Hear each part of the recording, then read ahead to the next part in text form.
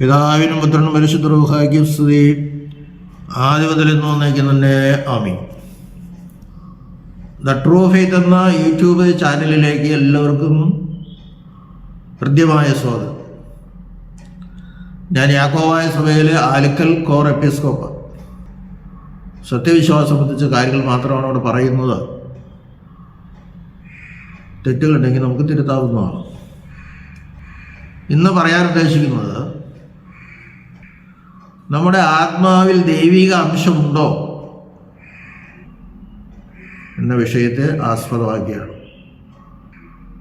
ഞാൻ കുറച്ച് ദിവസം മുമ്പ് ഒരു വീഡിയോ കണ്ടു. കുറേ കുട്ടികളുടെ ചോദ്യത്തിന് ഉത്തരമായിട്ട് അവിടെ പ്രസ്താവിക്കപ്പെട്ട ഒരു കാര്യം, മനുഷ്യൻ്റെ ആത്മാവിന് ദൈവികാംശമുണ്ട് എന്ന്. ഒരിക്കലുമില്ല, ഒരിക്കലും യാക്കോബായ സഭ അത് പഠിപ്പിക്കുന്നില്ല. ദൈവത്തിൻ്റെ സ്വരൂപത്തിലും സാദൃശ്യത്തിലുമാണ് മനുഷ്യനെ സൃഷ്ടിച്ചത്, സംശയമില്ല.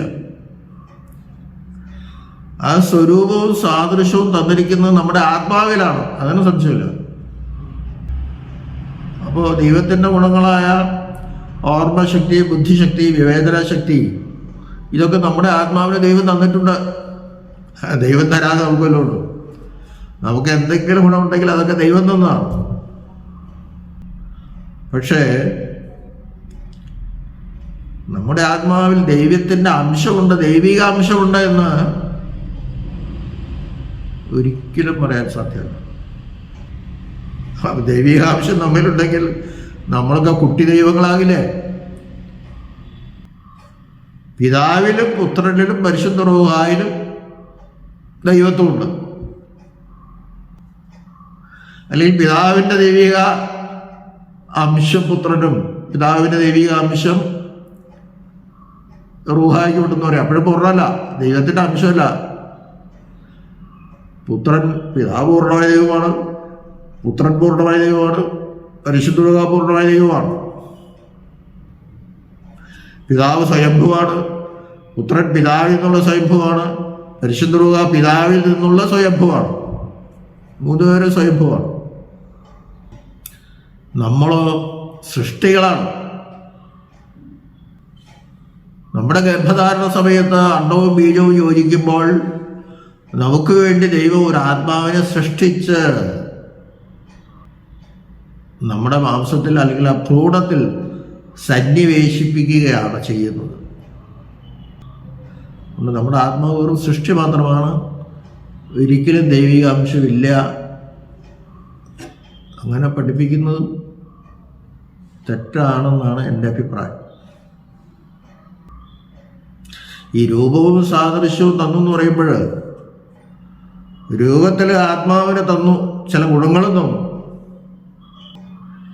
എന്നാൽ അവൻ ദൈവമല്ല എന്ന് വ്യക്തമാക്കാൻ വേണ്ടിയിട്ടാണ് ദൈവത്തിൻ്റെ സാദൃശ്യം തന്നത് എന്നാണ് പിതാക്കന്മാർ പഠിപ്പിക്കുന്നത്. ലൈക്ക്നെസ് പോലെ, ദൈവമല്ല, ലൈക്ക്നെസ് മാത്രമേ ഉള്ളൂ. അത് നാം മനസ്സിലാക്കണം. പിന്നെ അദ്ദേഹം പറഞ്ഞത്, മരണശേഷം ഉടനെ ആത്മാവ് സ്വർഗത്തിലേക്ക് പോകുമെന്ന്. യാക്കോബായ സഭ അങ്ങനെ പഠിപ്പിക്കുന്നില്ല. എത്ര വിശുദ്ധനായാലും മരണശേഷം ആത്മാവ് പറുദീസയിലേക്ക് ചെല്ലും. സ്വർഗം എന്ന് പറയുന്നതൊക്കെ കർത്താവിൻ്റെ രണ്ടാമത്തെ വരവിന് ശേഷം സംഭവിക്കുന്ന കാര്യങ്ങളാണ്. മരണശേഷം ഉടനെ വിശുദ്ധന്മാരുടെ ആത്മാക്കൾ അല്ലെങ്കിൽ നല്ലവരുടെ ആത്മാക്കൾ സ്വർഗത്തിൽ ചെല്ലുമെന്ന് പറഞ്ഞാൽ അത് വചനവിരുദ്ധമാണ്. യോഹന്നാൻ 14:3 വായിക്കുന്ന കൂടെ കാണാം. എൻ്റെ പിതാവിൻ്റെ ഭവനത്തിൽ അനേകം വാസസ്ഥലങ്ങളുണ്ട്, ഇല്ലെങ്കിൽ ഞാൻ നിങ്ങളോട് പറയുമായിരുന്നു. പിന്നെ കർത്താവ് പറയുന്നത്, ഞാൻ പിന്നെയും വന്ന് നിങ്ങളെ കൂട്ടിക്കൊണ്ടുപോകും. എവിടേക്ക്? സ്വർഗത്തിലേക്ക്. അപ്പോൾ പിന്നെയും വരുമ്പോഴാണ്, ഇപ്പം കൊണ്ടുപോകില്ല. ആർക്കും സ്വർഗത്തിൽ പ്രവേശിച്ചാൽ അവിടെ മാലാഖമാർ മാത്രമേ ഉള്ളൂ. ഒരു പ്രവാചകനും അവിടെ ഇല്ല, ഒരു പരിശുദ്ധനും അവിടെയില്ല. ദൈവമാതാവും അവിടെ ഇല്ല. അപ്പോൾ അത് വചനവിരുദ്ധമാണ്. തന്നെയല്ല, ആത്മാവെന്ന് പറയുമ്പോൾ ആത്മാവ് ഒരു വ്യക്തിയാണ്, സംശയമില്ല. പക്ഷെ ആ വ്യക്തിയുടെ ഒരു ഭാഗം മാത്രമേ ആകുന്നുള്ളൂ, പൂർണ്ണ മനുഷ്യനാകുന്നില്ല. അത് അദ്ദേഹം തന്നെ ഉത്തരത്തിൽ പറയുന്നുണ്ടോ. മനുഷ്യന്റെ പൂർണ്ണത വരണമെങ്കിൽ ആത്മാവും ശരീരവും തമ്മിൽ യോജിക്കണം. പരേതന്റെ അല്ലെങ്കിൽ മരിച്ചവന്റെ ആത്മാവ് വേറെ, ശരീരം സെമെൻട്രിയിൽ. ഈ ആത്മാവ് എപ്പോഴും ഈ ശരീരത്തോട് ചേരുവാൻ ആഗ്രഹിച്ചുകൊണ്ടിരിക്കുക, അതിന് സംശയമില്ല. അപ്പോൾ ശരീരത്തോട് ചേരാത്തിടത്തോളം കാലം ആത്മാവ് മാത്രമായ വ്യക്തി പൂർണ്ണനല്ല. പൂർണ്ണനല്ലാത്ത ഒരു വ്യക്തി സ്വർഗത്തിലേക്ക് പ്രവേശിക്കും? സാധ്യല്ല. സ്വർഗത്തിൽ പ്രവേശിച്ച് ദൈവത്തെ ദർശിക്കുന്നു എന്ന് പറഞ്ഞാൽ അത് ഒരിക്കലും സാങ്കത്യമല്ല, അത് വിശ്വസിക്കാൻ പറ്റില്ല. അതിൻ്റെ ഔചിത്യം എന്താണെന്ന് എനിക്കറിയില്ല. അങ്ങനെ അദ്ദേഹം പറഞ്ഞാൽ ഇപ്പോഴും അങ്ങനെ അവർ വിശ്വസിക്കുന്നു. വേറെ ചില സഭകളും അങ്ങനെ വിശ്വസിക്കുന്നുണ്ട്, മരണശേഷം ഉടനെ സ്വർഗത്തിൽ പോകുന്നു. കാരണം അവർ തെറ്റ് ചെയ്തിട്ടില്ല, അതുകൊണ്ട് നേരെ സ്വർഗത്തിലേക്ക് പോകും. തേജസ്കരിക്കപ്പെട്ട ആത്മാവിനും ശരീരത്തിനും മാത്രമല്ലാതെ സ്വർഗത്തിൽ പ്രവേശനം കിട്ടൂല. കർത്താവ് പോലും തേജസ്കരിക്കപ്പെട്ടാണ് സ്വർഗത്തിൽ പ്രവേശിച്ചത്. ഉയർപ്പിൽ തേജസ്കരിക്കപ്പെട്ട ശരീരം മാത്രമല്ല, ആത്മാവിന് തേജസ്കരണം വേണം. നമ്മുടെ ആത്മാവ് അശുദ്ധി ഇറങ്ങുകയാണ്. ശരീരവും ആത്മാവും വേണ്ടി യോജിച്ചാൽ അവന് തേജസ്കരണം ഉണ്ടായെങ്കിലേ ഉയർപ്പ് നടക്കൂ. അതെന്തിനാ ഈ തേജസ്കരണം? പിന്നെ ഒരിക്കലും നശിക്കരുത്, പിന്നെ അവൻ ഒരിക്കലും മരിക്കരുത്. നല്ലവനായാലും ദുഷ്ടനായാലും കണക്ക് തന്നെയാണ്. തേജസ്കരിക്കപ്പെട്ട ശരീരത്തോടുകൂടി ഉയർത്തെഴുന്നേൽക്കുന്നത്, അല്ലെങ്കിൽ ദൈവം ഉയർത്തെഴുന്നേൽപ്പിക്കുന്നത് അവനൊരിക്കലും നശിക്കാതിരിക്കാനാണ്. നരകത്തിൽ പോകണോ നരകത്തിൽ കിടന്ന് ആനന്ദമായി ദുഃഖം അനുഭവിക്കേണ്ടി വരും.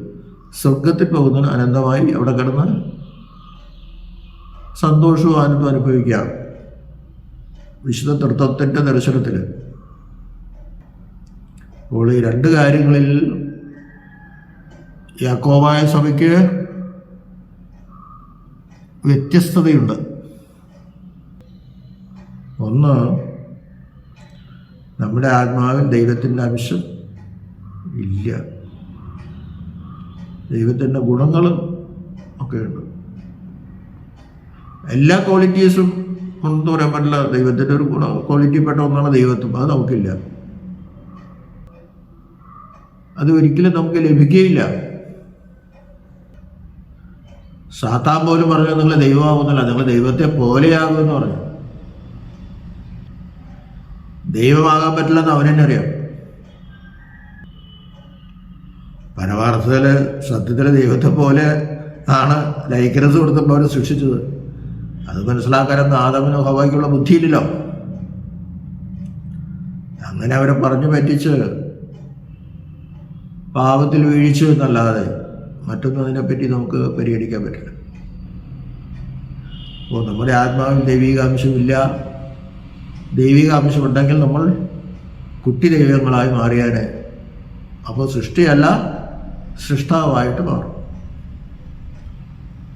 രണ്ടാമതൊരു കാര്യം, ആത്മാവിന് മാത്രമായിട്ട് സ്വർഗത്തിൽ പ്രവേശിക്കാൻ സാധ്യമല്ല.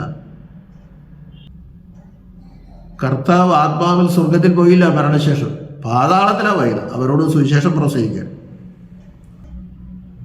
അതുകൊണ്ട് ഉയർത്തെഴുന്നേറ്റ ഉടനെ സ്വർഗത്തിലേക്ക് കർത്താവ് പോയുമില്ല, മരണശേഷവും ആ 3 ദിവസത്തേക്ക് പോയില്ല.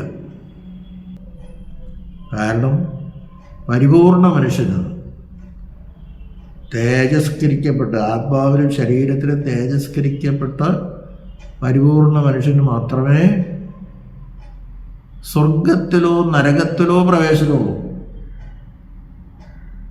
അത് കർത്താവിൻ്റെ രണ്ടാമത്തെ വരവിന് ശേഷം. അതിനു മുമ്പാണെങ്കിൽ നല്ലൊരു പർദീസയിലും അല്ലാത്തവർ ദുഷ്ടന്മാരെ പാതാളത്തിലേക്ക് തള്ളിവിടും. അപ്പോൾ ഈ രണ്ട് കാര്യങ്ങൾ അദ്ദേഹം പറഞ്ഞതിൽ യാക്കോബായ സഭ യോജിക്കുന്നില്ല. ദൈവം നമ്മെല്ലാവരെയും അനുഗ്രഹിക്കട്ടെ.